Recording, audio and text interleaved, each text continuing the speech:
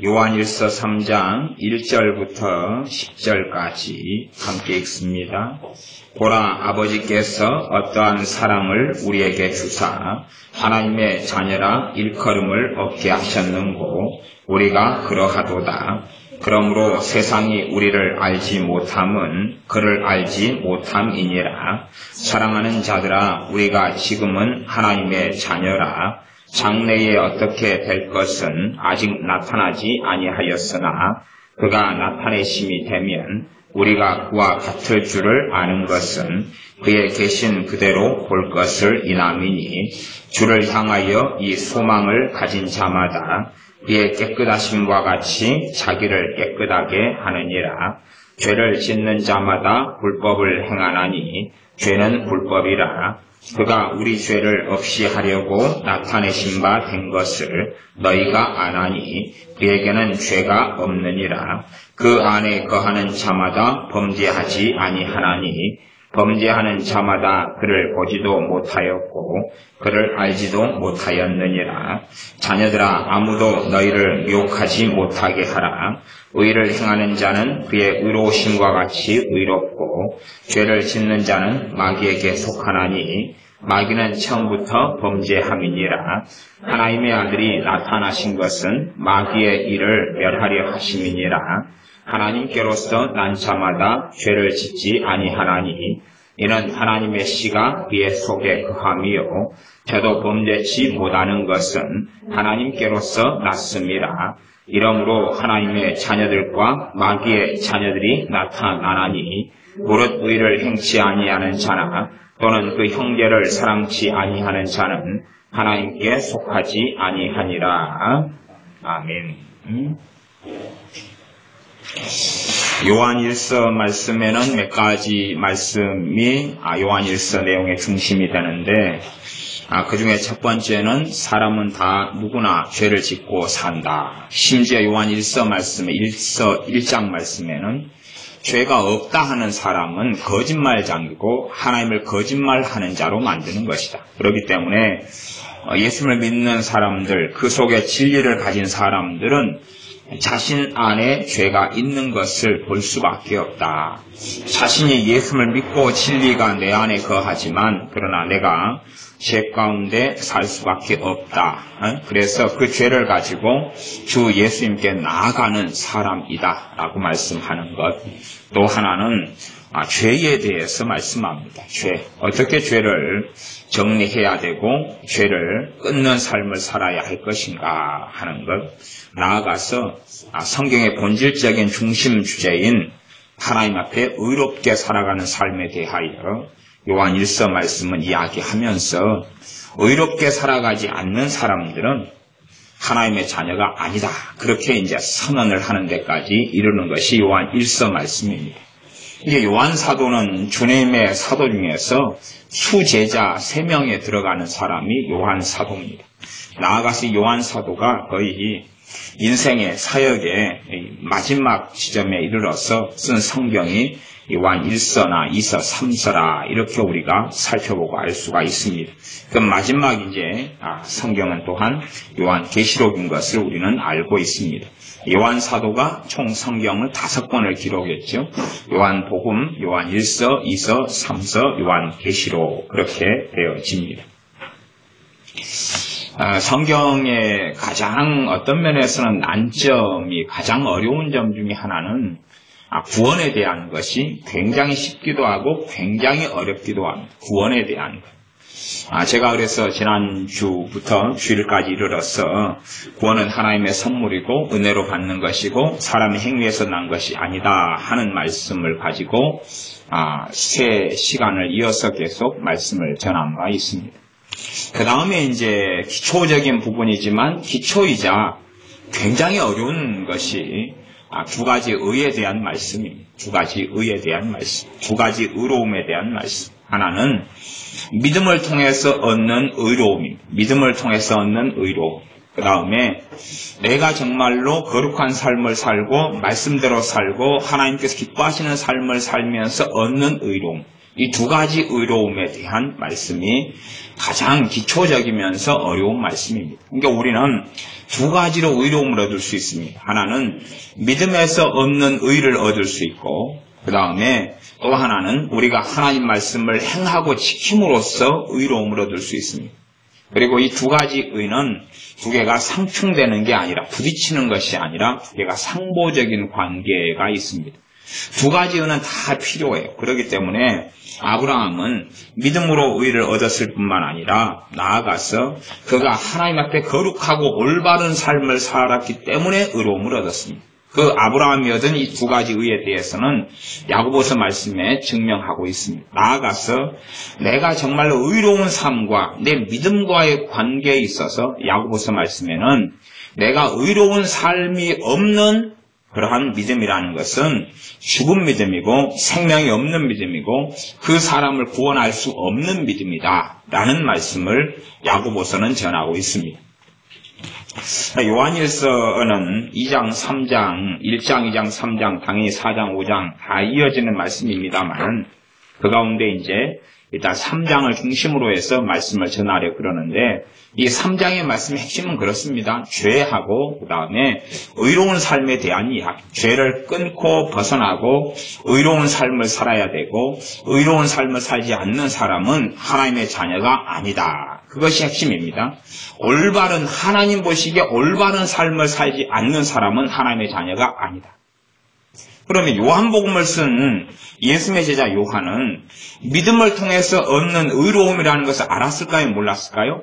그 누구보다도 알았다는 것을 우리는 알고 있습니다. 그 누구보다도 믿음을 통해서 의롭다함을 받고 구원은 선물이라는 것을 요한 사도는 압니다. 그렇기 때문에 요한복음 1장에도 영접하는 자고 그 이름 예수님의 이름을 믿는 사람마다 하나님의 자녀가 되고 하나님께로부터 혈통으로 육적으로 태어나는 게 아니라 하나님께로부터 태어나는 사람이라는 것을 요한복음 1장부터 증명을 했다 그 말이에요. 그러나 요한복음만으로 전체 모든 것을 다 설명할 수는 없는 것입니다. 믿음을 통해서 의롭다함을 얻고 주님께서만이 길이요 진리요 생명이 되셔서 그렇게 우리의 구원의 증거가 되시며 구원의 근거가 되시며 구원의 원인 되시며 구원의 결과가 되시는 분이 우리 주 예수님이 되십니다. 그런데 그 주 예수님에 대하여 깊이 있는 것을 요한 사도는 또 한 말씀을 증거하는데 그 중에 하나가 그렇습니다. 그 중에 하나가 3장 5절입니다. 3장 5절 말씀을 제가 읽어보면 요한 1서 3장 5절입니다.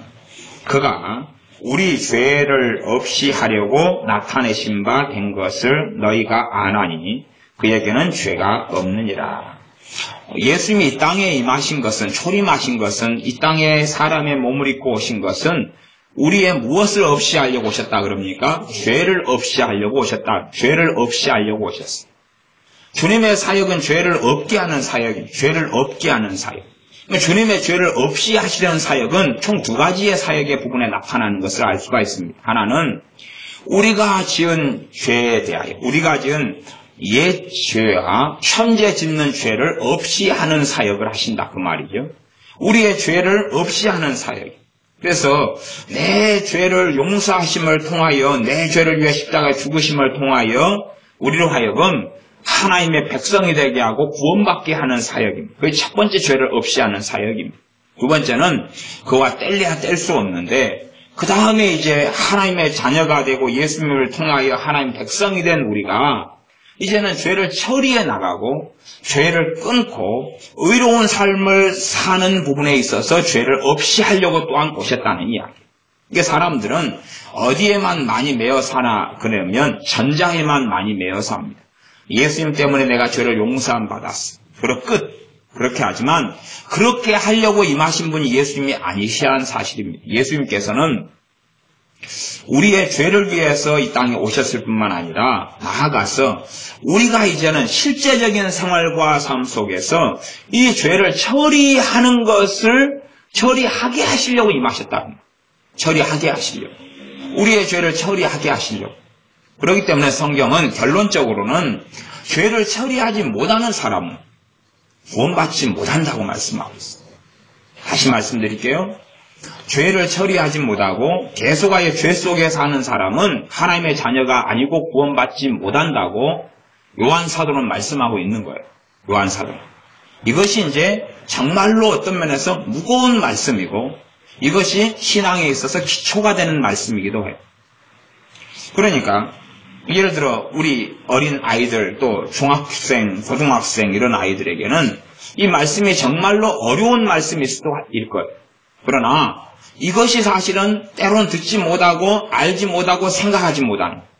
그러니까 우리 아이들이 대부분 신앙을 제대로 안 갖고 예수님을 제대로 안 믿는 것은 내가 똑바로 살아야 한다는 것을 몰라요. 똑바로는 뭡니까? 하나님의 뜻대로 하나님의 말씀대로. 그러면 하나님 말씀을 내가 읽고 깨닫고 배우지 않으면 하나님 뜻대로 살 수 있습니까? 없습니까? 없어요. 그런 사람은 구원받지 못한다는 이야기예요. 다시 말씀드릴게요. 천국은 정말로 놀랍고 위대한 것이고 지옥은 정말로 끔찍한 것입니다. 지옥의 인생과 삶은 끝나지 않는 삶이고 영원히 지옥 가운데 불 가운데 고통하는 것이. 내가 불타는 이 장작불 속에 내 오른손을 집어넣고 있으면 몇 분이나 견딜 것 같아요. 불타는 불 속에 내 오른손을 집어넣어서 손을 태우면 얼마나 내가 견디고 버틸 수 있냐고 말이에요. 아마 몇 초도 버티기 어려울 거예요. 그러나 지옥의 고통이라는 것은 우리 자신의 몸, 부활한 몸 자체, 죽지 않는 몸을 지옥에 던져놓고 거기에서 영원토록 불 속에 있어야 해요. 영원토록. 그러니까 그것을 사람들은 깊이 있고 심각하게 생각하지 않아요. 심각하게 생각하지 않아요. 구원의 문제도 심각하게 생각하지 않아요. 그리고 어떻게 더 재미나게 노냐. 그러니까 말하자면 좀 심각한 이야기로 한다면 예배당에 나와서 신앙생활을 해요. 우리 자녀들이 어릴 때부터 예배당에 나오고 부모가 예수를 믿거나 하니까 예배당에 나와요. 그 다음에 정말로 내가 간절히 자원하고 원해서 성경 일독도 안 한다고 말이에요. 창세부터 계시록까지 한 번도 안 봐요. 진실로는 하나님 말씀에 아무 관심이 없어요. 아무 관심도 마음도 없어요.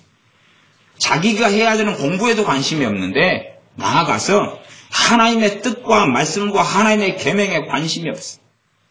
하나님의 계명을 지키지 않는 사람은 그 속에 하나님이 계시지 않다 그랬어요.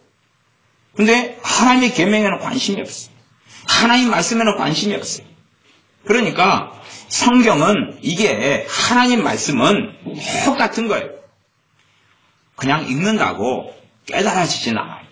그냥 본다고 깨달아지진 않아요. 하나님 말씀에 대한 이해력이 소위 누구든지 비슷하지만 이해력이 축적돼 가야 되는 거예요. 하나님 말씀을 좀 볼 마음이 생겨서 읽는다. 그래서 말씀을 깨달아지지도 않고 알아지지도 않아요. 그런 것은 없는 거예요. 그러니까 잠깐 이렇게 본 다음에 말씀이 깨달아지기를 바래요. 잠깐 읽은 다음에 알아지기를 바래요. 그걸 도둑놈 신보라 그렇게 이야기하는 것입니다. 하나님 말씀에는 정말로 내가 간절히 나아갈 때에 그때에 하나님께서 말씀의 은혜를 조금씩 이제 주시기 시작해요. 내가 정말로 어떤 면에서 두 가지가 있겠죠. 하나는 하나님께서 말씀에 대한 은혜를 주셔서 말씀을 보게 하시는 게 하나가 있고 그 다음에 그런 삶 속에서 내가 충분히 순종하지 않고 살았다면 이제는 그 다음에는 거꾸로 내가 하나님 말씀을 간절히 사모하고 원하고 말씀에 나아가야지 거꾸로 이제 말씀에 대한 은혜를 주시는 거예요. 그렇게 해서 말씀에 가까이 나아가도 이 말씀은 다 깨달아지고 알아지지 않아요.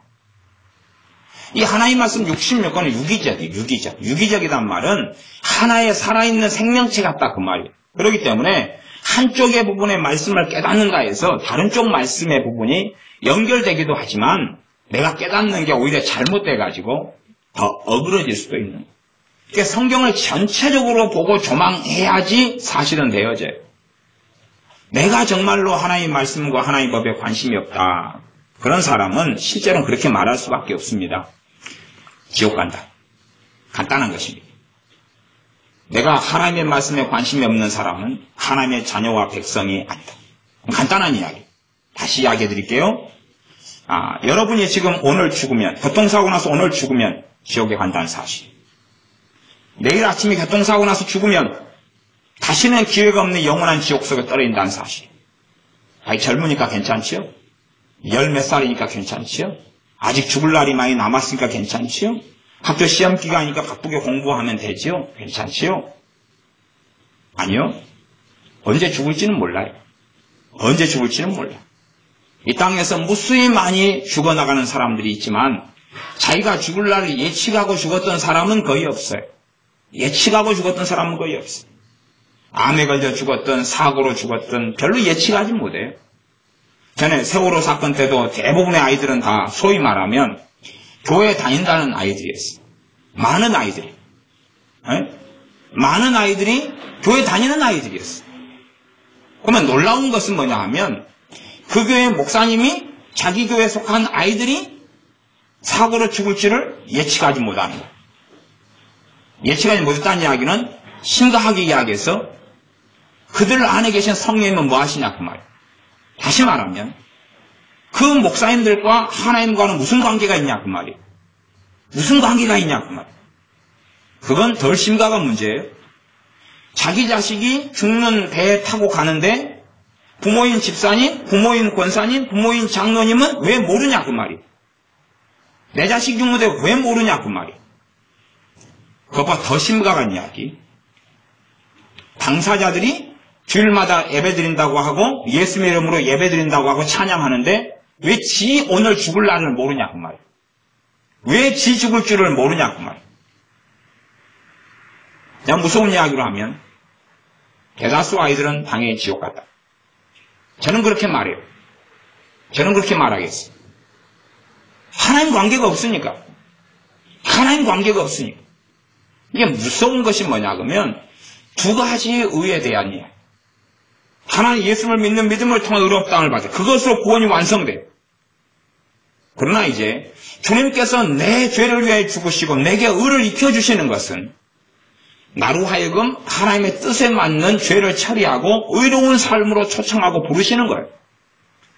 내가 우리 불법한 사람들이 죄인된 사람들이 패역한 사람들이 왜 십자가에 주님이 죽으시냐면 그 사람들을 의롭게 만드시기 위해서 그래요.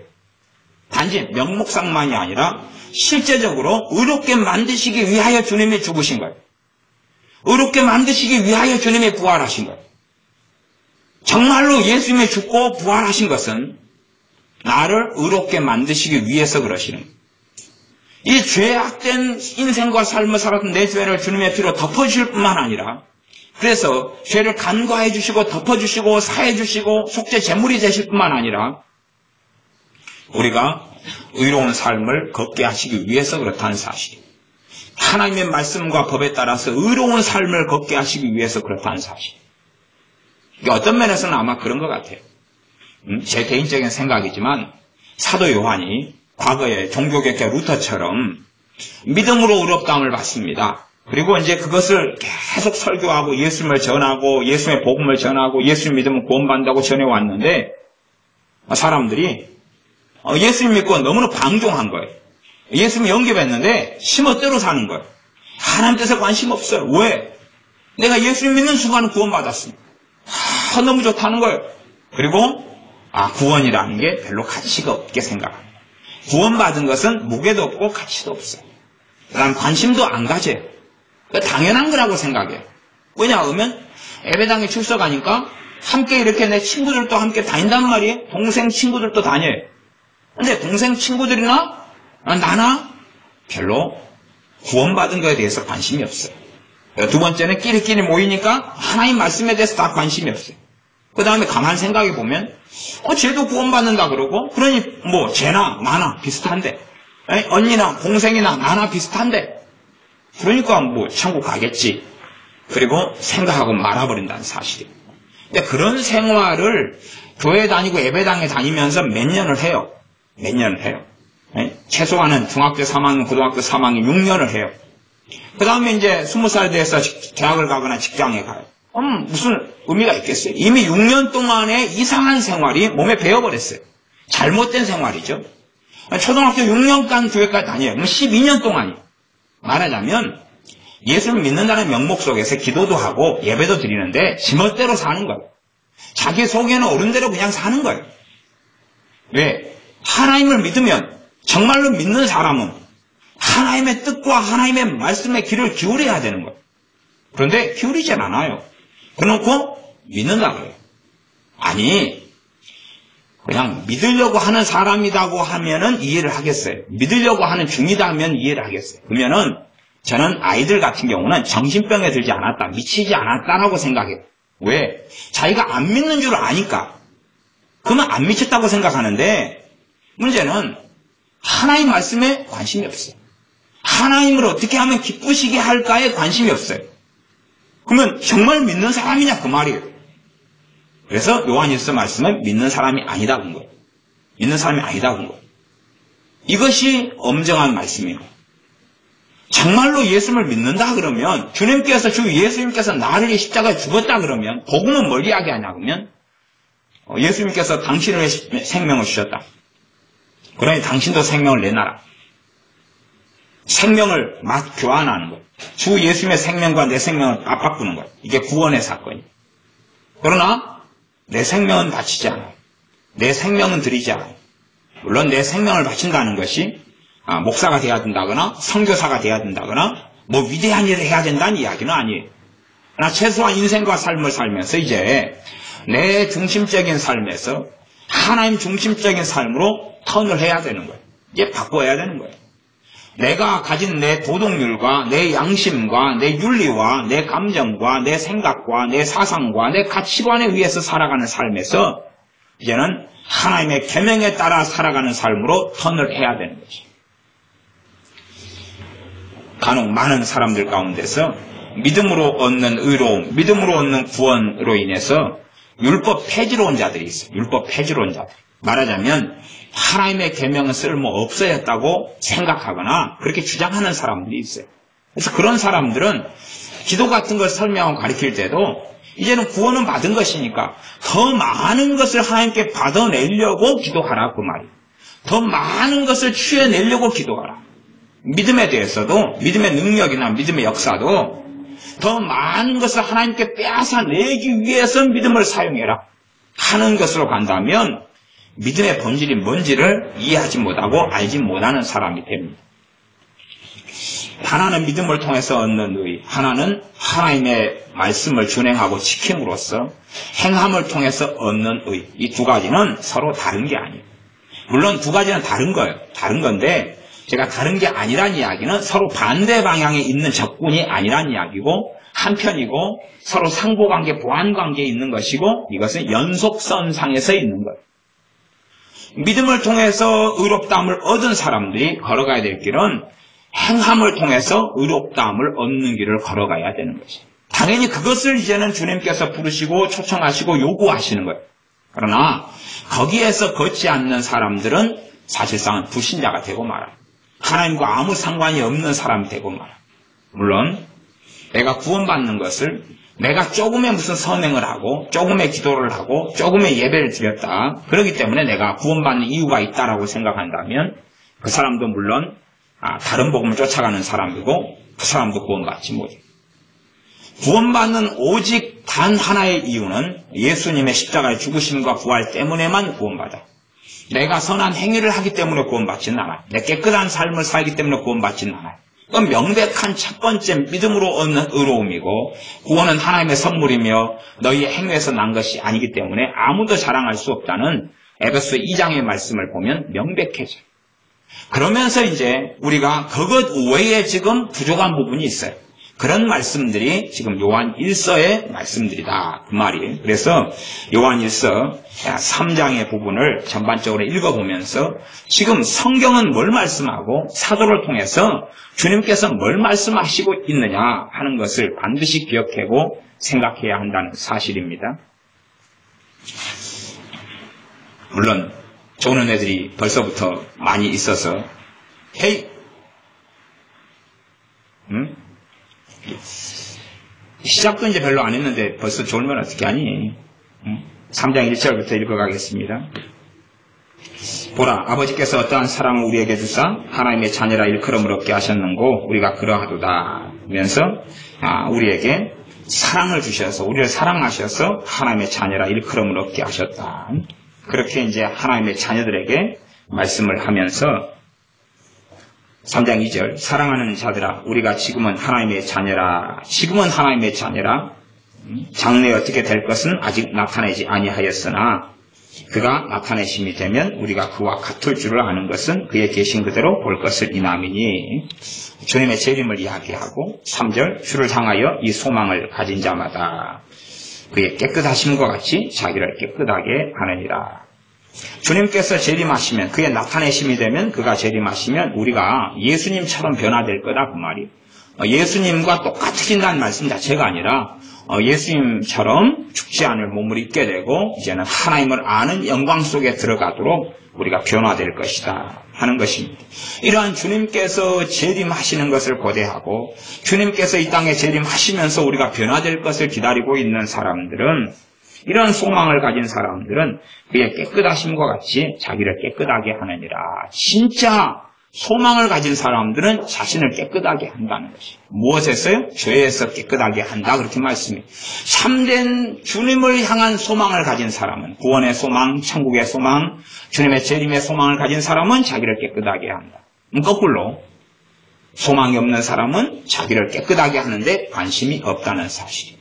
하나님 말씀을 통해서 내가 깨끗해지고 하나님 말씀을 듣고 말씀을 지킴을 통해서 깨끗해지는 것이에요. 말씀을 행할 때 깨끗함을 얻는다고 요한일서 1장 말씀에는 그렇게 이야기를 하고 있습니다. 요한일서 1장 7절을 읽어보면 그렇게 말씀합니다.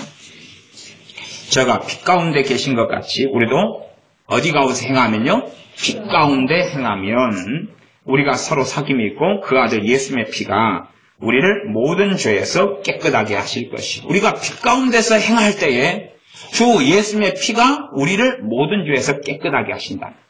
그러면 우리가 어둠 가운데 행하면 주님의 피가 우리를 깨끗하게 하지는 않는다는 이야기입니다. 믿음으로 얻는 의로움과 행함으로 얻는 의로움 두 개는 짬뽕해서는 안 돼요. 이건 섞어버리면 안 되는 것입니다. 그래서 이것은 이러한 두 가지 의에 대해서는 지금까지도 무수히 많은 박사들이 성경 읽고 연구하면서도 혼란스러워했던 거기도 하고, 심지어는 오해와 국계 속에 들기도 했고, 거기에서 파멸되어서 구원을 상실하기도 했고, 거짓 선지자가 됐기도 했고, 거짓 사도가 됐기도 했고, 거짓 선생들이 됐기도 해왔던 그러한 정말로 기본적이면서 그러나 성령의 역사하심이 아니면 이해할 수 없는 아주 난해한 부분입니다. 그러니까 하나님의 말씀의 가장 깊은 부분은 실제로 사람의 말로 설명하는 것은 한계를 가지는 부분이 아주 많아요. 사람의 말로 설명할 수 있는 한계를 가져요. 왜? 남은 부분은 누가 해야 돼요? 본질적으로 성령 하나님께서 그 사람 안에서 하셔요. 그래서 과거에 도에 대해서 그런 말이 있어요. 도는 말로 전할 수 없다. 도는 말로 전할 수 없다. 그것처럼 사람의 말로 제가 아무리 잘 설명 가르친다 해도 더 이상 설명할 수 없는 영역이 남아있어요. 더 이상 설명할 수 없는 영역. 단지 성령님께서만이 우리 안에 내주하시면서 깨닫게 하시고, 그것도 설명될 수 없는 신비 속에서 잘 말로 표현되지 않지만 이해를 시켜주셔야 되는 그 영역이 있어요.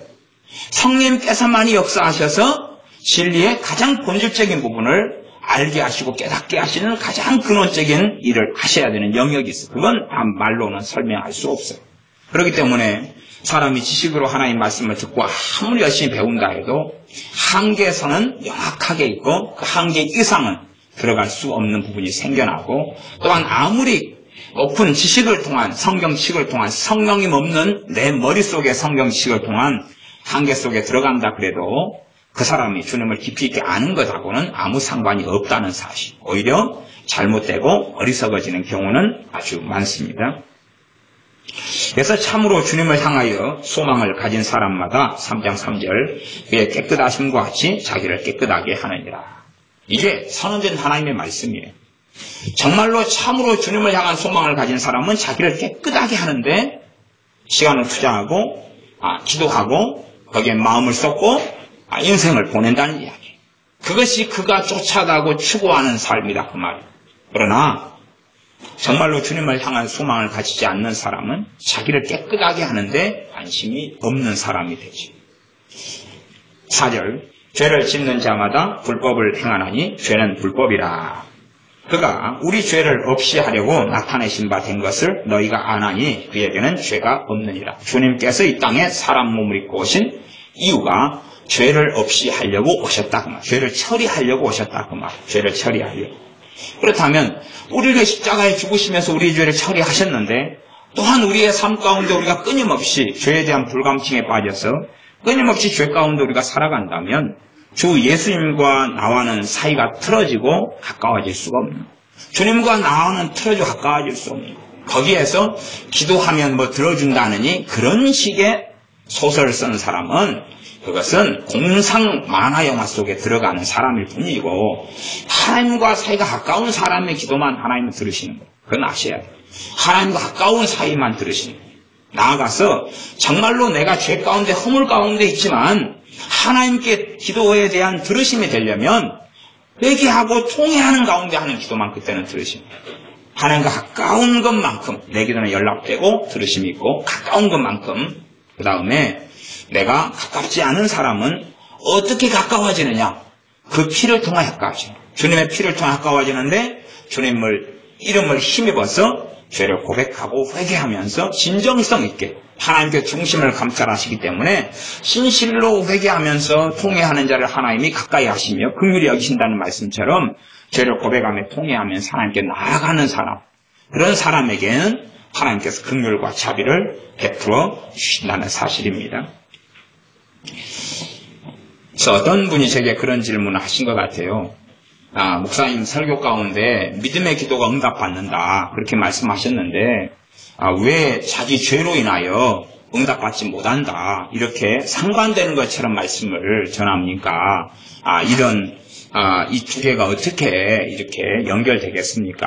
이런 질문을 비슷하게 하신 분이 있었던 것 같아요. 제가 말로는 구구절절하게 이렇게 어떻게 답글도 달지 못하고 답을 못 해줍니다. 왜냐하면 이 굉장히 긴 이야기고 사실은 그 긴 이야기지만은 그것은 성령님께서 그에게 이해시켜 주셔야 되는 거예요. 야고보서 5장 말씀에는 뭘 이야기합니까? 5장 말씀에는 이 믿음의 기도는 병든 자를 일으킨다고 그랬어요. 믿음의 기도는. 그 다음에 의인의 강구는 역사님이 많다고 그랬어요. 두 가지가 야고보서 5장 같이 나와 있어요. 그러나 참되게 믿음의 기도는 누가 할 수 있어요? 하나님 가까운 사람이 할 수 있어요. 그러니까 의인하고 믿음의 기도는 같이 가는 거예요. 봐보세요. 자, 믿음의 본질을 한번 생각해 보십시다. 믿음의 본질.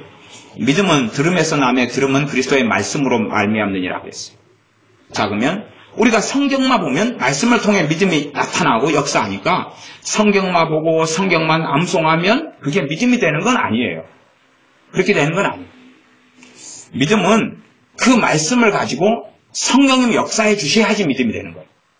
내가 그냥 성경을 이용해가지고 이걸 믿어야지 한다고 믿음이 되는 게 아니고 그 말씀에 성령님께서 역사해 주셔야지 내게서 믿음에 작용해. 믿음으로 작용해. 그러면 성령의 역사는 성령 충만이 있어야 된다거나 혹은 성령의 그 말씀을 통한 도우심이 있어야 돼요.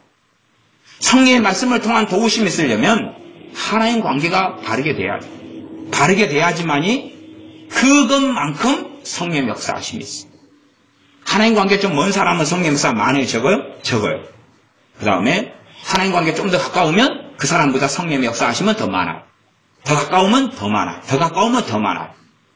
물론 예외적으로 우리가 하나님 관계가 내가 아주 멀었을 때에 내게 성령 충만을 주시는 게 있어요. 그런 걸 통해서는 이제 내가 정말로 말씀 속의 은혜 가운데 막 나아갈 수 있어요. 그런다 해서 성령 충만이 초신자 때 왔다 해서 믿음 충만은 아니에요. 믿음 충만은 성령 충만하고는 다른 거예요. 다른 거.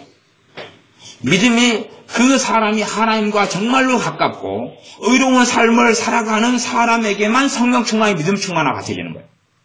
그러나 내가 초신자 때 성령 충만하다. 믿음은 뭔지 몰라. 믿음 충만은 할 수가 없어요. 초신자 때 성령 충만은 믿음 충만 자체가 아니에요. 왜? 믿음 충만은 말씀이 내게 역사해야 돼. 말씀을 깨닫고 알고 있어야 되고 말씀을 통해 삶을 살아가야 되고 말씀을 준행해야 되는 거예요. 그 가운데 하나님 말씀이 내 생명 양식이 될 때에 이제 성령 충만하지만 믿음이 충만해지는 길을 걷는 거예요. 다시 말하면 초신자에게는 믿음 충만은 없어요. 어린 신앙에게는 믿음 충만은 없어. 나아가서 하나님 거리가 먼 사람에게 그가 통회하고 작업할 때 나아갈 때 성령 충만은 주시지만 그러나 믿음 충만은 가질 수는 없어요. 왜냐하면 믿음 충만은 내가 말씀이 내 안에서 살아 움직여야 되거든. 성령님께서 말씀을 통해 역사하셔야 돼요. 그래야지만이 그 말씀이 믿어지는 거예요. 자요. 주님의 제자 사도들이 믿음이 적고 믿음이 없다고 주님께 책망을 많이 드렸어요. 주님께 책망을 많이 받았는데 사도들은 헌신한 사람들이고 예수님과 함께 동행했던 사람들이고 주님을 위하여 모든 걸 내려놨던 사람들이고 그 다음에 주님께 3년 이상 말씀을 배운 사람들이 그런데 믿음이 적다고 심지어 믿음이 없다고 내가 언제까지 너희를 참아야 되겠냐고 책망을 듣기도 했어요. 그러면 믿음이 충만해진다는 건 쉬워요? 어려워요? 어려운 거예요. 제자들도 사도들도 그렇게 되지 않았어요. 그러니까 사람들은 단순히 믿음을 어떻게 생각하냐 그러면 성경만 암송하고 이 말씀을 내가 애우고 그 다음에 이 말씀을 가지고 내가 믿어야지 믿습니다 하면 믿음이 생기고 믿음의 원천이 성경이 될 줄 아는 거예요. 그런 건 절대 되지 않아요. 말하자면 자기 마음대로 사는 사람이 믿음의 기도를 하고 싶어도 그런 기도 자체가 말이 안 되는 거예요. 말이 안 돼요. 하나님과 바른 관계에서만이 말씀을 역사하는 거예요. 하나님과 바른 관계에서만이 말씀을 통해 성령 역사하시고 그 다음에 그 말씀이 믿어지도록 믿음이 역사하게 되는 열매를 얻어요. 그래서 의인과 믿음은 함께 가는 거예요. 의인과 믿음은 함께 가는 거예요. 나아가서 그렇지 않은 사람들에게 예외적으로 믿음이 역사하는 경우는 있어요. 그것은 인생과 삶의 전반적인 부분이 아니라 그냥 특수한 부분이에요. 특수한 부분. 예를 들어서 질병 치유에 대한 부분, 병 치유에 대한 부분, 아니면 어떨 때의 돈 문제에 대한 부분, 그런 특수한 부분에만 잠깐 하나님의 은혜와 긍휼로 믿음이 작용하는 경우는 있어요. 그러나 전반적인 삶의 영역에서 믿음이 작용하려면, 믿음이 역사하고 말씀이 역사하려면 주님을 닮아가는 여정과 과정 속에 들어가면서 시간이 흘러야 되는 것이. 신앙 연수가 그걸 해주는 건 아닙니다. 자기가 가지고 자기 안에 믿음이 역사한다면 믿음이 역사하는 부분은 담대함이 있어요. 믿음이 역사하는 부분은 확신이 있어요. 믿음이 역사하는 부분은 평안이 있어요. 안식이 있어요. 내가 가지는 인간적인 평안이 아니라 주 예수님께로부터는 진짜 평안이. 환난과 고난을 통해서 또 빼앗기지 않는 그런 평안을 가지고 있다. 그 말이에요.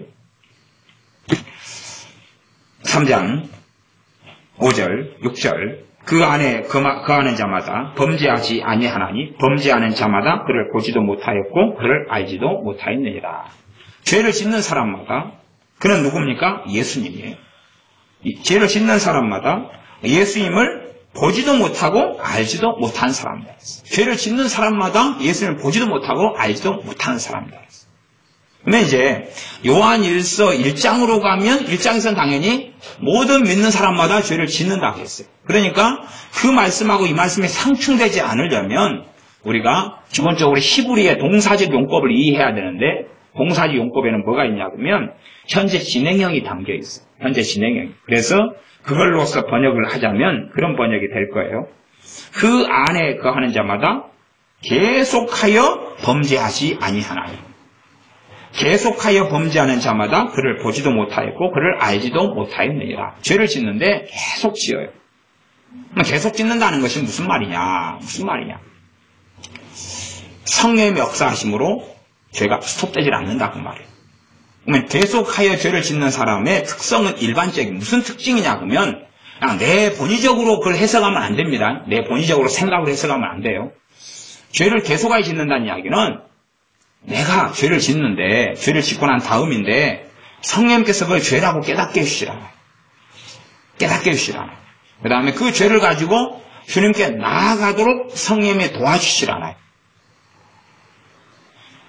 죄를 깨닫고 그 다음에 죄를 가지고 나아가고 이런 일이 벌어질 때 그때 계속하여 죄를 짓지 않는다 그렇게 말하는 거예요. 그러나 3일이 지나고 일주일이 지나도 성령님께서 죄를 깨닫게 해주시라. 죄는 어떻게 해도 깨달을 수 있냐 그러면요 내 양심을 통해서 깨달을 수 있어요. 내 양심을 통해 죄를 깨닫는 것하고 성령님께 죄를 깨닫게 해주시는 것은 다른 거예요. 다른 거예요. 내 양심은 내가 하는 거고, 내가 윤리적으로 내 양심을 통해 하는 거고, 성령을 통해 죄를 깨닫는 것은 다른 거예요.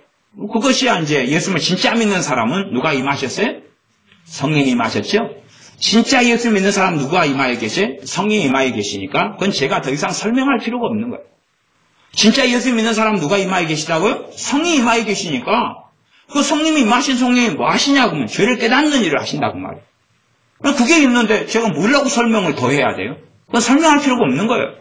왜냐하면 요한 1서 2장 말씀에도 그 이야기를 하고 있어요. 다시 말하면 26절부터 보면 너희를 미혹해하는 자들에 관하여 내가 이것을 너희에게 썼노라. 너희는 주께 받은 바 기름 부음이 너희 안에 거하나니 아무도 너희를 가르칠 필요가 없다. 이렇게 성령님에 대해서 이런 극단적인 말씀을 사도 요한은 할 정도예요. 너희 안에 기름 부음이 성령님이 너희 안에 거하니까 아무도 너희를 가르칠 필요가 없다는 이야기. 그러나 인간적인 하나님의 보내신 종이나 누가 또 믿음에 먼저 된 사람이 가르칠 필요가 없다는 이야기는 아니에요. 그 참된 가르침을 본질적으로 사람을 통해 가르침이라 할지라도 그것이 정말로 하나님께로부터 온 것이라면 그것을 가르치시는 이가 성령이시다 그 말이에요. 본질적으로 모든 하나님께로부터 진리의 가르침은 다 성령으로부터 난 것이다 그 말이에요.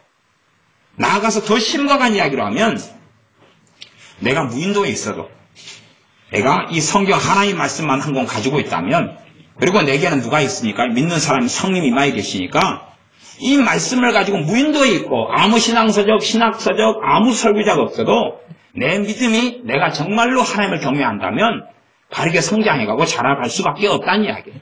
그러나 내가 하나님을 정말 사랑하지도 않고 경외하지도 않는다면 그렇다면 아무리 누군가에게 많이 배운다 할지라도 어그러지고 잘못된 길로 걸어갈 수밖에 없습니다. 그래서 정말로 죄를 계속하여 짓지 않는 사람은 죄를 짓고 난 다음에 성령께서 죄를 깨닫게 하셔요. 그 다음에 그 죄를 가지고 나아가게 하셔요. 그러니 깨끗함을 얻죠. 그래서 요한 1서 1장 9절에 너희가 너희 죄를 자백하면 저는 미쁘시고 의로우사 너희 죄를 사하시며 너희를 모든 불의에서 깨끗하게 하신다 하는 말씀이 이루어지는 걸 경험합니다. 그러하니 계속하여 죄를 짓는 사람이다. 또 죄 안에 거하고 죄를 짓고 사는 사람이라고 하지라. 왜냐하면 말씀이 뭐예요? 너희를 모든 불의에서 깨끗하게 하신다 그랬으니까 과거가 지워져 버리는 거죠. 과거가 지워져 버리는 거예요. 그러니까 계속하여 죄를 짓는 사람이 될 수가 없는 거예요. 겉으로 보기에는 그렇게 보이나 내가 성령의 역사를 죄를 깨닫고 죄를 가지고 나아가니까 내 죄가 씻겨버리잖아요. 씻겨버려요. 말하자면 전과 기록이 빨간 줄 5개 있는데 전과 기록이 다 없어져 버렸어. 다 없어져 버렸어. 그러면 내가 이제 전과가 없는 사람이 되는 거예요. 없는 사람. 그거하고 똑같은 이야기. 그런 일이 벌어지기 때문에 죄를 계속하여 짓는 사람으로 보지를 않는다 그 말이에요. 그러나 원천적으로 죄를 짓는 사람, 나아가 죄를 계속하여 범죄하는 사람은 예수님을 보지도 못하였고 그를 알지도 못하였느니라. 예수님을 보지도 못하고 알지도 못하는 사람이 어떻게 예수님을 믿는 사람이냐 그 말이 예수님을 안 믿는 사람이죠. 말은 자기가 믿는다 하지만 주여 주여 하는 자마다 다 하나님 나라에 들어오는 게 아니다. 불법을 행하는 자들아 내가 너희를 도무지 알지 못하니 떠나가라. 불법 속에 사는 거예요. 죄 속에 살고 불법 속에 사는 거예요. 그래서 죄는 불법이다. 그렇게 말씀하고 있는 겁니다. 어디에 불법입니까? 하나님 말씀을 어기는 것을 불법이다 그러는 거예요. 세상 도덕이나 법을 어기는 게 아니라 하나님의 법을 어기는 게 불법이에요. 그러면 내가 법을 안 어기려면 뭘 알아야 돼요? 말씀을 알아야 돼요. 이걸 어기는 게 불법이기 때문에. 그냥 하나님 말씀에 관심이 없는 사람은 그 사람은 신자가 아니에요. 신자가 아니에요. 왜? 하나님의 법에 관심이 없는데. 7절 자녀들아 아무도 너희를 미혹하지 못하게 하라. 의를 행하는 자는 그의 의로우심과 같이 의롭고 죄를 짓는 자는 마귀에게 속하나니 아무도 너희를 미혹하지 못하게 하라. 이 믿음으로 얻는 의, 믿음으로 얻는 구원, 은혜로 얻는 구원은 너무 중요한 도리예요.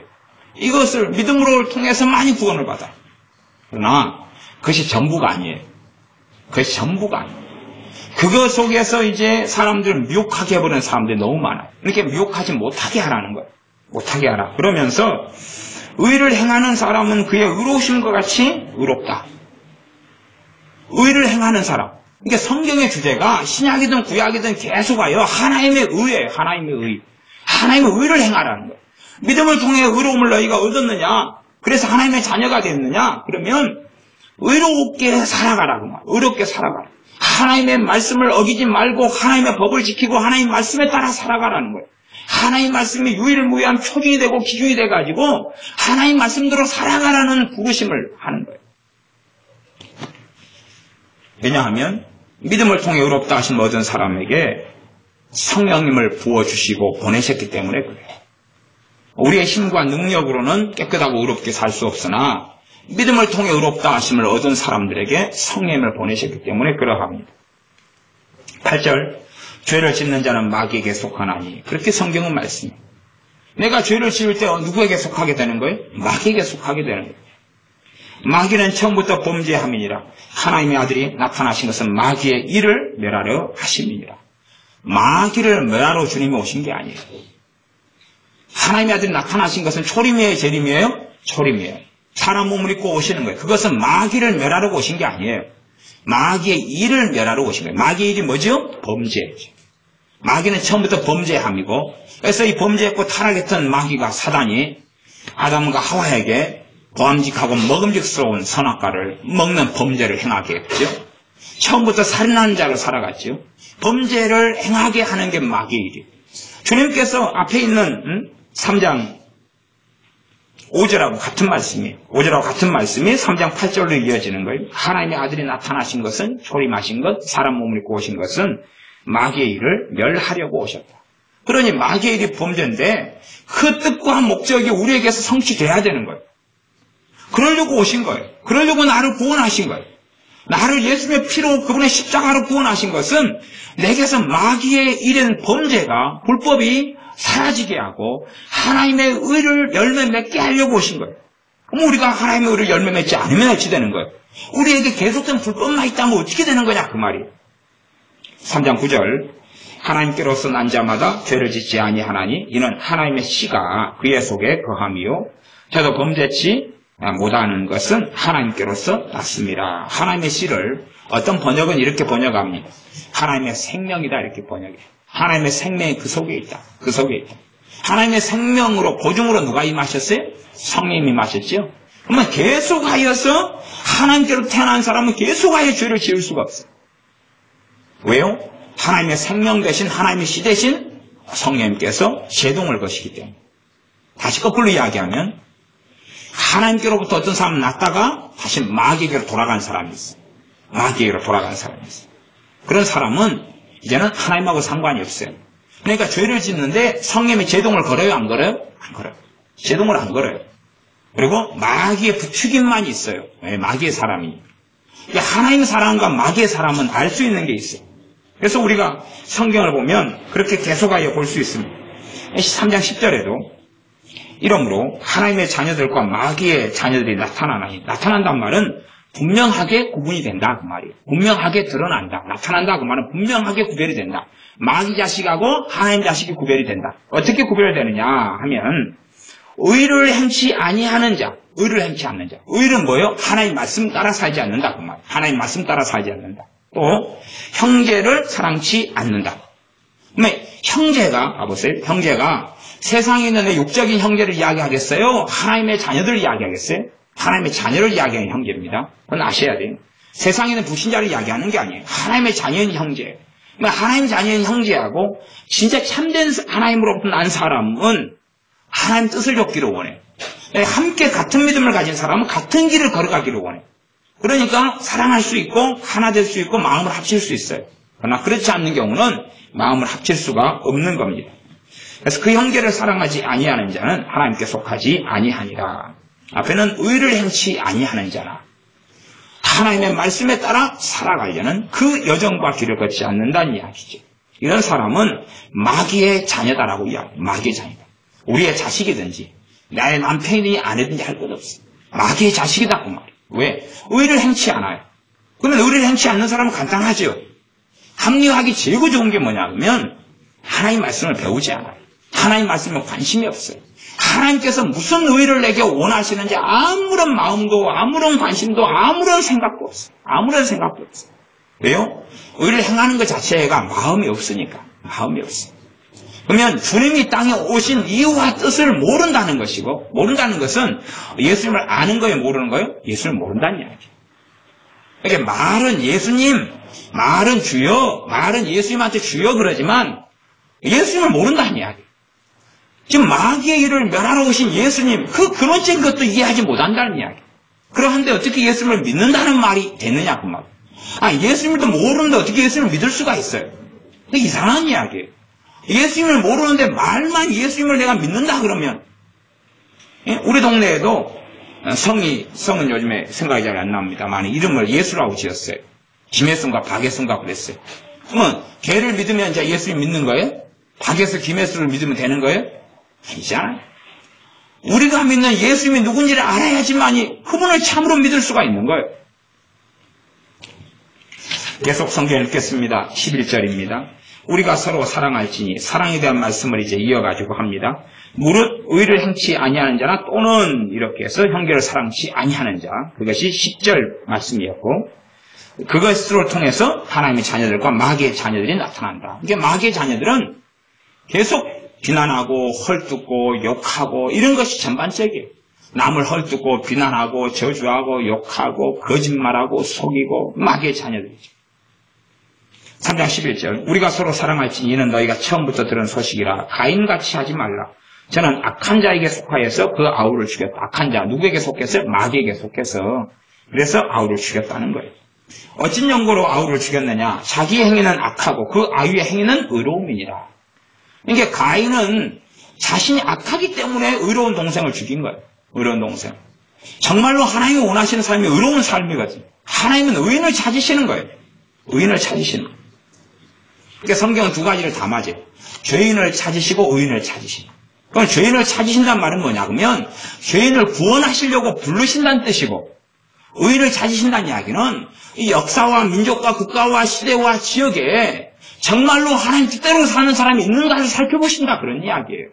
그러니까 두 개 찾는다는 의미 자체가 틀려요. 예? 죄인을 멸망시키기 전에 기회를 주시는 거예요. 오라고 콜링하는 찾으심이고, 잃어버린 이른 양처럼 찾는 그 찾음하고, 그 다음에 정말로 하나님을 기쁘시게 하는 자가 누군가 하는 찾은 것은 아주 다른 이야기입니다. 13절 형제들아 세상이 너희를 미워하거든 이상 여기지 말라.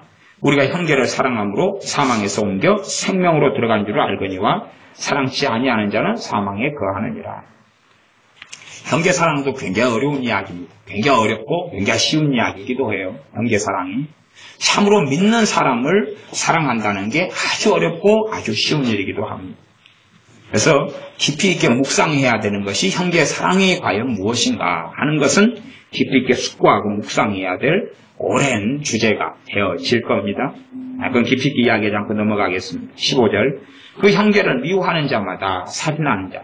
이제 형제를 사랑하는 것은 어려운 이야기지만 형제를 미워하는 것은 다 이해할 수 있는 이야기예요. 그렇죠?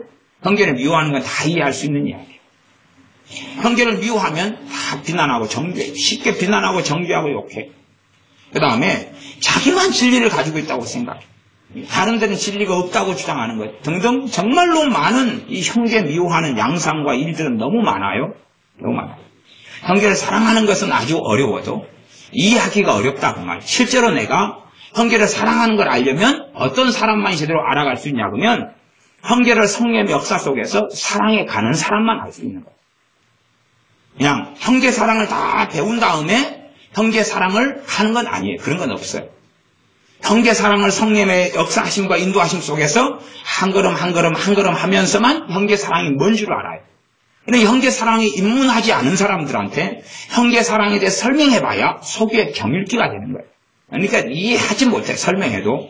그래서 형제를 미워하는 것 정도는 다 아니까 그 정도까지만 여러분이 살펴보시고 아시면 좋겠습니다. 16절 그가 우리를 위하여 목숨을 버리셨으니 우리가 이로써 사랑을 알고 우리도 형제들을 위하여 목숨을 버리는 것이 마땅하니라. 이게 정말로 이제 어려운 말씀. 정말로 어려운 말씀. 형제들을 위하여 목숨을 버리는 게 마땅하다.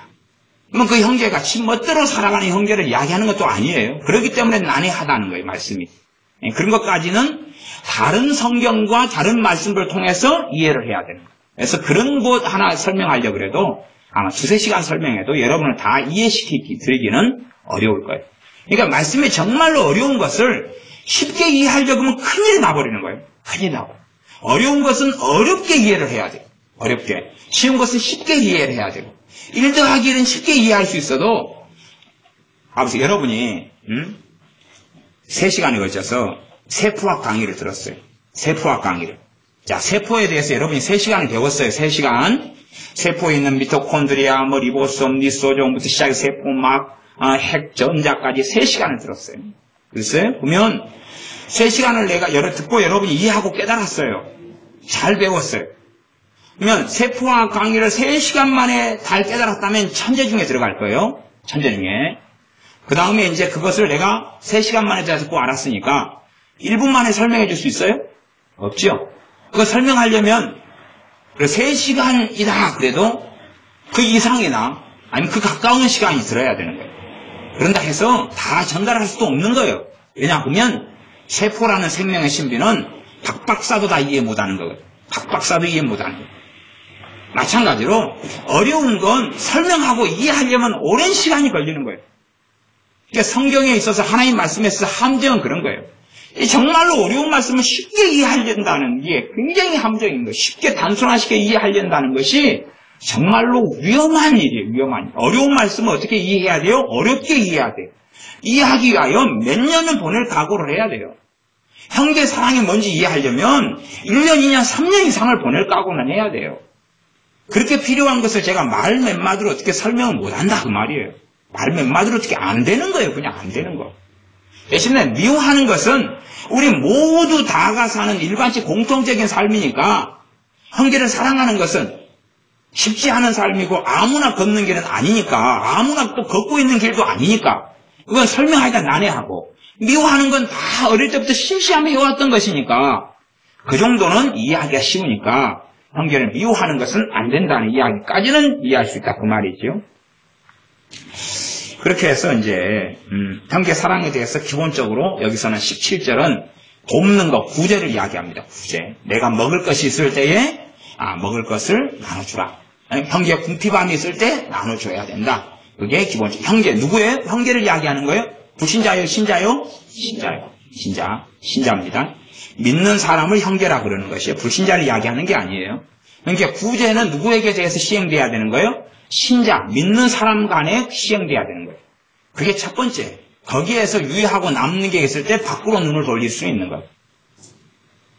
왜냐하면 봐보세요. 불신자에게 구제한다 그래서 불신자를 구제해가지고 그것 때문에 선한 행위가 되고 선행이 돼가지고 그 사람도 예수를 믿을 기회는 가질 수 있을런지 몰라요. 그러나 구제를 통해서 사람이 구원받지는 않아요. 복음을 통해서만 구원받는 거지 구제를 통해서 듣고 변화되지도 않고 구원받지도 않아요. 그러면 그들이 예수님 믿고 돌아왔을 때에 그때에 구제해도 늦지는 사실은 않은 거예요. 그러니까 우리가 복음을 전하는 방편으로 구제를 사용할 수는 있으나 그러나 그건 굉장히 주의하고 조심해야 될 거예요. 주의하고 조심해야 돼요. 역사적으로 복음을 전하기 위한 방편으로 구제를 사용했다가 더 강팍하고 악해져 버린 사람은 굉장히 많습니다.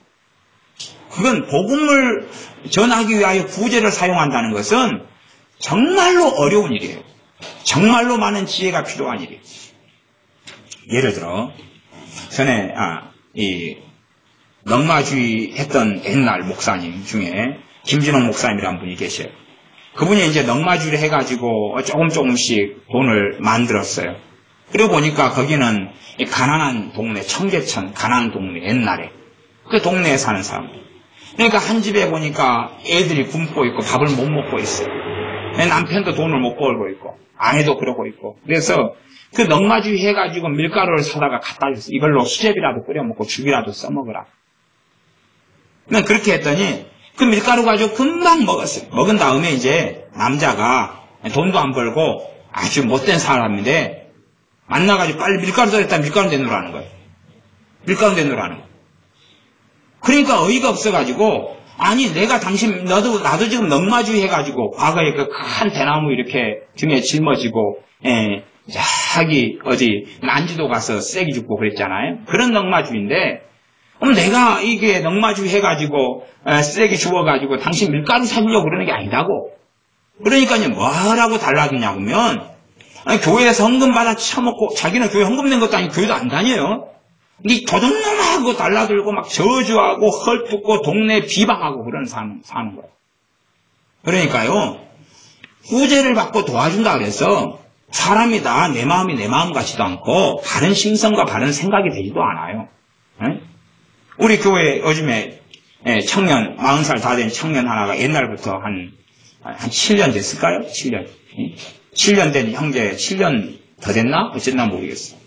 그러면 그 친구가 지금도 왕래하고 다녀요.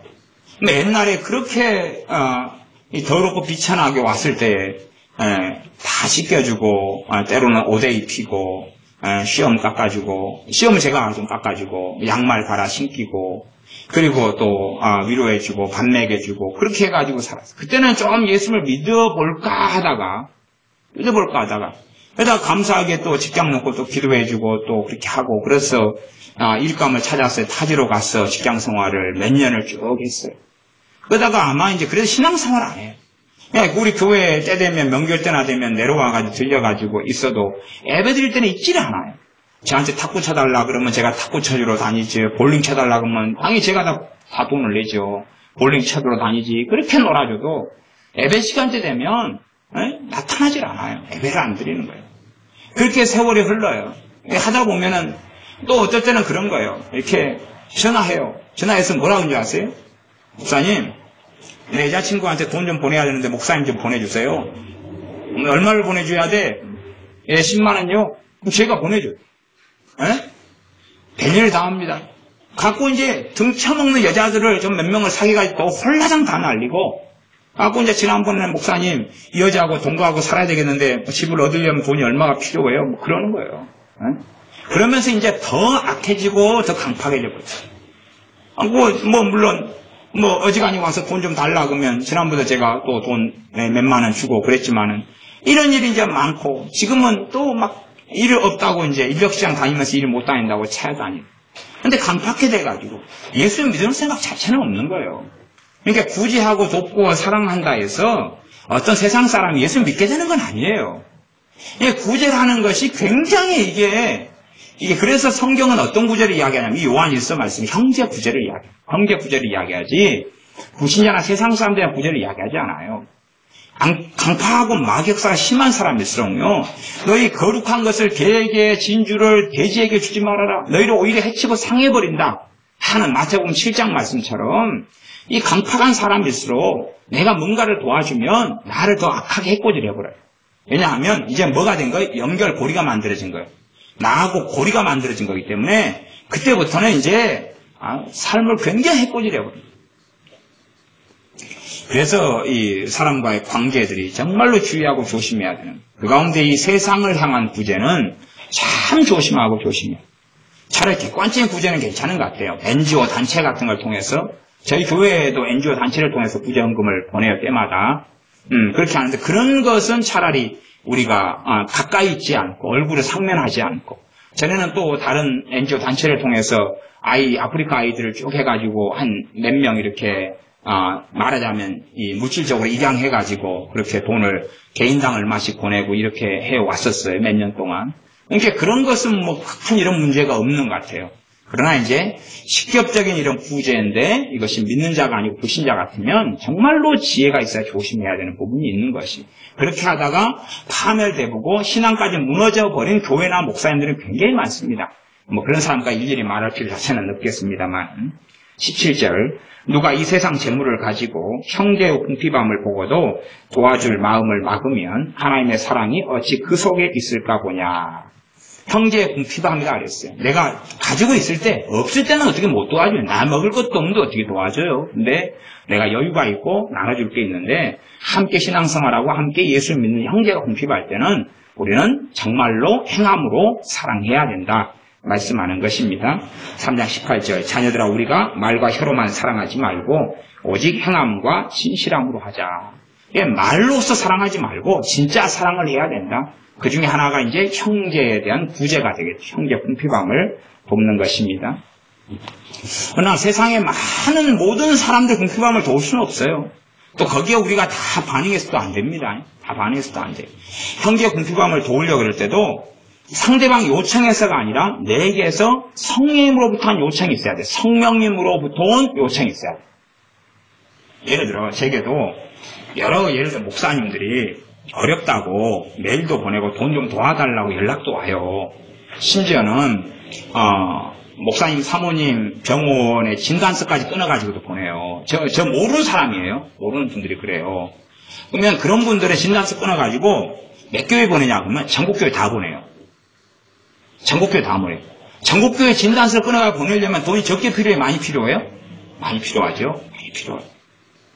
그러니까 그걸 해요. 왜? 그렇게 하면 최소한은 사람들의 연민을 건드리고 마음을 건드리고 양심을 건드리고 그렇게 해가지고 본전 이상은 뽑으니까 그걸 정기적으로 하는 거예요. 정기적으로 하는 거예요. 그리고 메일 같은 거 돈이 안 들잖아요. 그러니까 메일 주소를 어떻게 알았는지 몰라도 알아가지고 보내는 거예요. 보내면서 도와달라는 거예요. 어떤 목사님은 그러더라고요. 이번에 월세가 자기 생활하는 이 집을 사택금 교회로 쓰는데 월세가 30만 원인데 10만 원 마련됐는데 20만 원이 부족하다고 20만 원이 내일 모레까지 마련해야 되는데 좀 도와달라고. 감동하는 사람은 절대 거절하지 말고 하나님이 준 감동이니까 빨리 순종해가지고 본분해달라고. 그런 걸 와요. 그런 것에 반응해서 형제 사랑은 또 다른 거예요. 왜냐하면 많은 사람이 하나님을 의지하지 않으면서 특별히 주의 종들이 그런 경향이 많이 있습니다. 하나님을 의지하지 않으면서 하나님께서 안 주시니까 자기 인간적 육적인 방법을 사용하는 건 많아요. 그런 것을 넘어가 버리면 서로 간에 비참해지는 것입니다. 서로 간에 비참해지는 것. 그러니까 형제 궁핍함과 후제에 대해서 보려면 다른 사람 요청이 온다 그러면 저는 대부분은 거절해라 그렇게 말하겠어요. 사람의 직접적인 요청을 있으면 그것은 일반적으로 올바르죠. 일반적으로 올바르죠. 예외는 있겠으나 전반적으로 틀린 거예요. 이게 누가 선교 요청을 하거나 이런 것은 대부분이 틀린 거예요.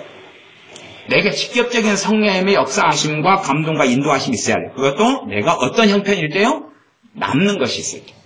남는 것이 없는데 하나님께서 빚내가지고 하라. 그 말씀은 안 하셔요. 왜?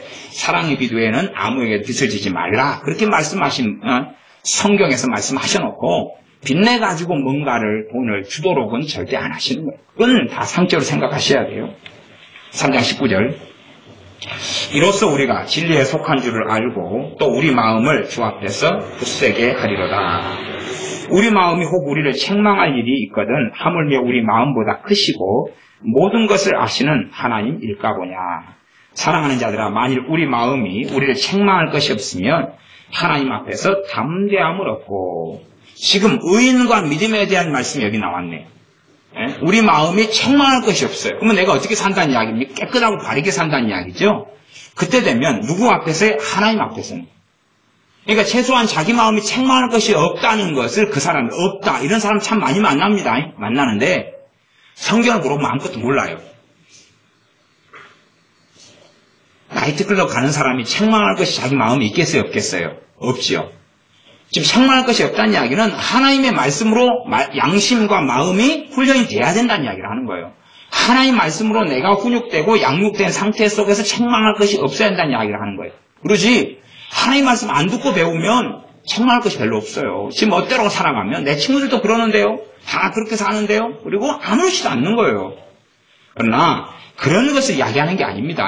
자기에게 항상 맞대로 성경을 들이대면 절대 안 되는 것입니다. 책망할 것이 없으려면 하나님 말씀으로 양육되고 하나님의 법을 마음에 둔 상태 속에서 하나님 말씀을 마음에 둔 상태 속에서 이 하나님의 법을 통하여 성령님께서 책망을 할 것이 없다. 그런 이야기예요. 그런 경우 실제로 또 내 양심 말씀으로 연단된 양심을 통해서 선한 양심을 통해 살펴봐도 책망할 것이 없어도 하나님은 그래도 책망할 것이 있다고 이렇게 말씀해요. 성경은요. 그러면서 우리 마음이 우리를 책망할 것이 없으면 하나님 앞에서 담대함을 얻는다. 그 다음에 이제 기도에 대해서 말씀해요. 이는 다음에 3장 22절에 무엇이든지 구하는 바를 그에게 받나니 무엇이든지 구하는 바를 받는다. 기도응답을 받는다. 왜 받느냐? 우리가 그의 계명들을 지키기 때문이다. 기도응답을 받는다. 이게 담대함을 얻어요. 담대함을 얻는다는 이야기는 믿음이 역사한다는 이야기죠. 담대함은 믿음과 관련된 거예요. 믿음이 있으니까 담대해지고 확신이 생기는 거예요. 믿음이 없이는 담대함이 없는 거예요. 확신도 없고. 이런 사람들이 이제 삶을 돌이켜야 되는 문제도 있고 하나님께 나아가서 정말로 긍휼과 자비를 구하면서 정말 어려움의 때에는 도움을 구해야 되는 것이 겸손하게 무엇이든지 구하는 바를 그에게 받나니 이게 기도에 대한 정말로 놀랍고 위대한 말씀입니다. 이는 우리가 그의 계명들을 지키고 그 앞에서 기뻐하시는 것을 행함이라. 우리가 무엇이든지 받으려면 하나님 기뻐하신 걸 내가 행하고 있기 때문에 받는다는 거예요. 나아가서 그의 계명들을 내가 지키고 있다는 거예요. 말씀도 모르는데 어떻게 계명을 지켜요? 그럴 수가 없는 거죠.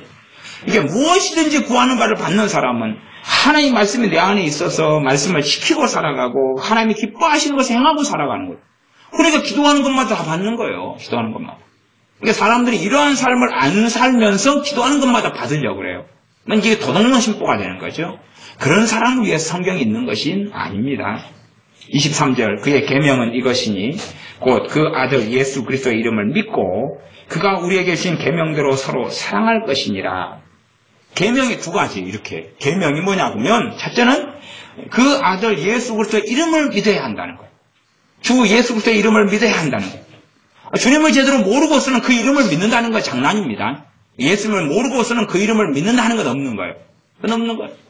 아무에게나 예수님 이름 붙여놓으면 되는 것하고 똑같은 거 되겠죠.